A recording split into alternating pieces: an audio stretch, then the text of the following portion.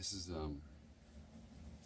this is difficult times for many reasons. But first, I'm gonna make some coffee over there.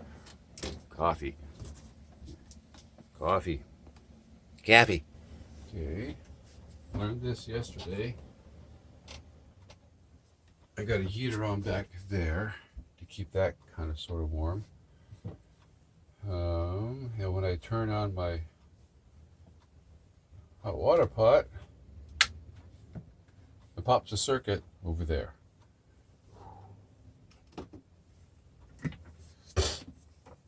So what I have in here, this is Ethiopia Benti Nenka. Nenka. N-E-N-K-A. Benti Nenka. I roasted this, what's today? 24th? I roasted this like 4 days ago. What day is it? It is the 25th. So I roasted this 5 days ago. I think I did a good roast on it. My coffee seems to take about a week, maybe 2 weeks before it kind of settles down into what it wants to do. So this being just shy of a week, we'll see what it tastes like today. It's supposed to have a lot of good elements to it. I've yet to kind of got any of that. I think what it mostly has, kind of a, well, I don't know. It's kind of like I can't define it. The dry aroma seems to have kind of a cream soda kind of a element to it, which is weird. I've never had that.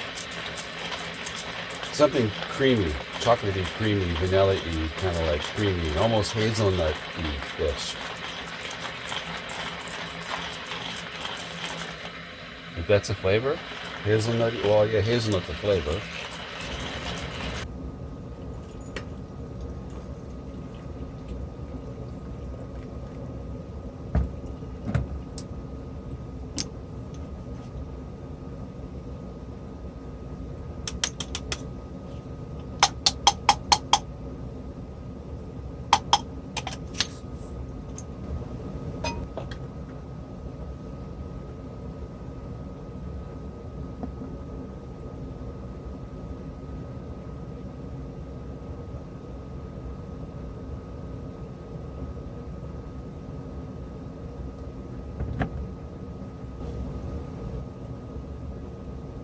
So the last few days when I was drinking this, it was a good cup of coffee.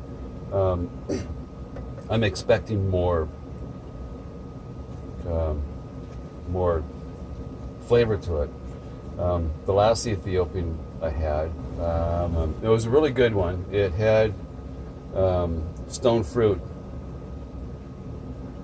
to it, especially as it cools from like hot to warm.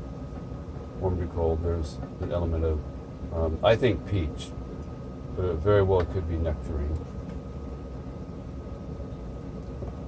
Not nectarine, apricot. You're right, nectarine. Nectarine of peach. And that's good. Unfortunately, I think I only have one more bag of that. One more bag. One bag.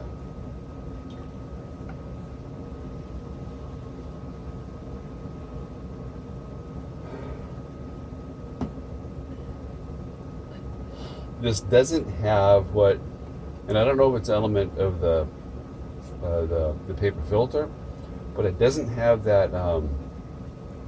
There seems to be always a sweet kind of. So you know the sticky stuff on the back of an envelope. I don't know about envelopes nowadays, but you usually you lick it to make it kind of like sticky. Well, how that tastes is kind of sort of what I've smelled usually always on, regardless of the coffee. When I do the pour over, it has that kind of a not that taste, but it smells like how that envelope gum taste. I mean, I know some of them are kind of nasty, but the ones that have kind of a fruity, kind of a sweet kind of a taste to it, I guess, not fruity, but floral, I suppose. That's how it always smelled. And I think it's an element of the filter itself. There's supposed to be nothing on these filters. They're supposed to be completely clean. They're a family-owned company. That doesn't really mean much. Bleach free. It's composite material. It's kosher certified. Didn't know that. Let me see. Double cramped, microfine flavor enhanced perforation. Well, see it. It's just plain paper.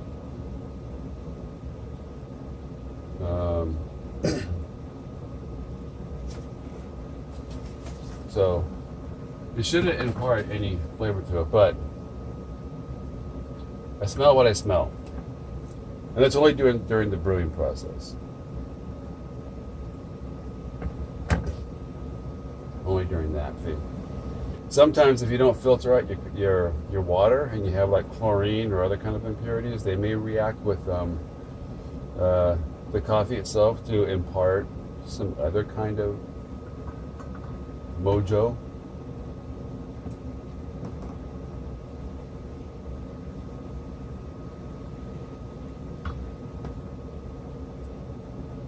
I'm not going to say it's important, but it does well when you have good filtered water, whether it's bottled water.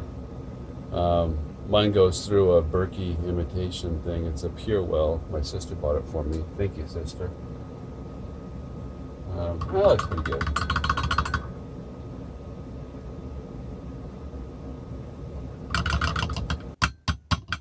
Quick rinse there.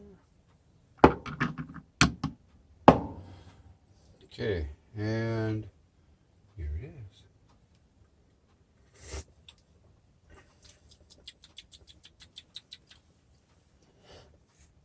Let's go over here.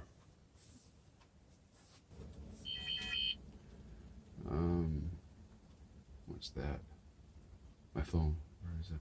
Oh, I think. Hold on a sec.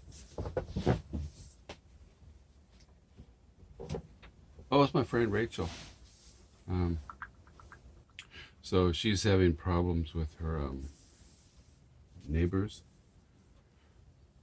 and her chickens. Her chickens keep dying, and there's a lot of evidence that points to her neighbors. They tend to be kind of reclusive, paranoid, kind of weird, actually. Definitely, it feels evil over there with her neighbors. Cameras all over the place. Her neighbors just put up like a bunch of cameras to monitor who's going to break into their yard or whatever, which nobody has. Nobody wants to. So consequently, their neighbors started putting up cameras. There's also raccoons around there. So I don't know. The fact that her neighbors are paranoid doesn't really give them too much credit when they're being accused of killing chickens or whoever knows what other kind of animals. So I think definitely the way you behave is going to elicit certain suspicions, I suppose, if they're there. So that's what what she's going with right now. She has more experience with her neighbors than I do, but you know, I see what I see.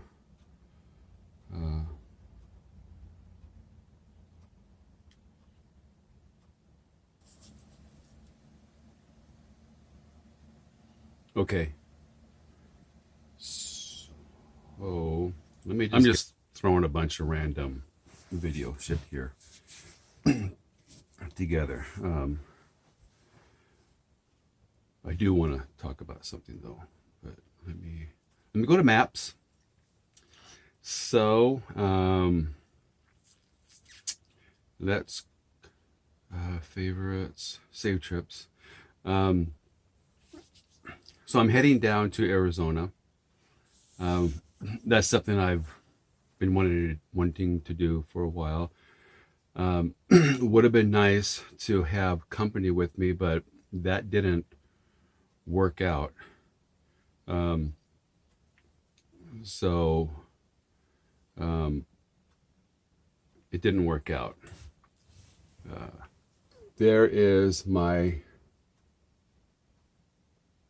map. I'm not going to go through California. That looks like it's going straight down I-5 and then cutting across somewhere around probably Sacramento or something.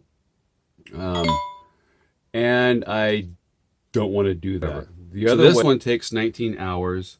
Or actually now it takes 18 hours and 6 minutes. But so conceivably I can get down there in a whole day, which that would be absurd. I don't think my butt would handle that.